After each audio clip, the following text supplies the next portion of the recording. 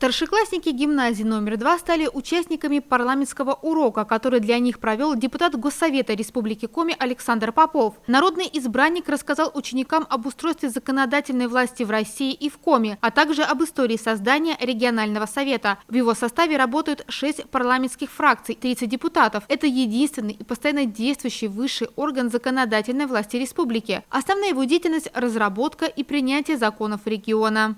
И после того, как проект разработан, он официально вносится в Госсовет и регистрируется. С этого момента уже он направляется в комитеты. Один из комитетов назначает соответственно, в зависимости от того, какой законопроект готовится.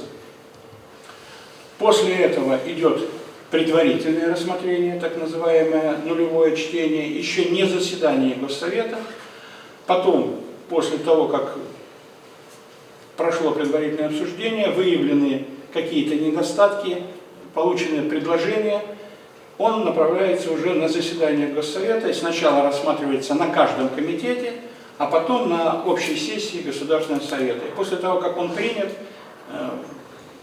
или принят просто в таком виде, в котором подготовлен, или с согласованными поправками, он идет на подписание и опубликование.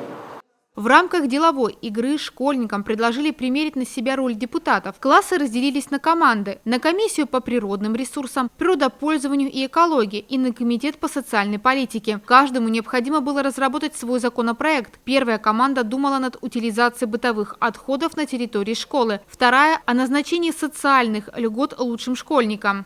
Лучшими учениками мы считаем определять по балловой системе. В балловую систему входит аттестат или текущая оценка, максимум 5 баллов. Также олимпиады различного уровня считаются муниципальные, региональные и всероссийские. Также, если есть международные.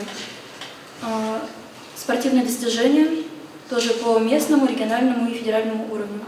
Также общественная деятельность, РДШ, волонтерские книжки и тому подобное.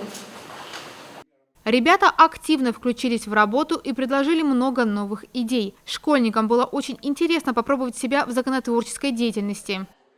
Этот урок был очень интересный. Я знаю, что многим ребятам он понравился, потому что в нашей группе много кто даже воодушевился, так скажем. Мне было интересно почувствовать себя в роли депутата, но не могу сказать, что это как-то повлияло на выбор моей будущей профессии, но да, интересно.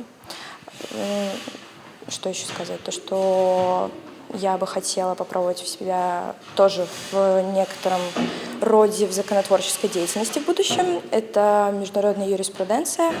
Вот. Ну и, в принципе, участие в процессе мне очень понравилось. Игра была интересной.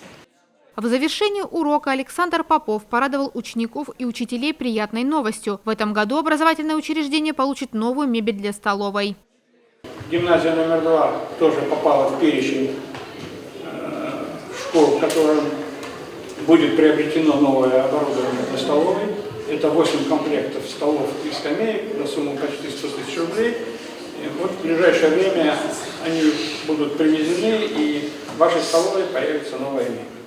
Подобные парламентские уроки прошли в нескольких образовательных учреждениях города.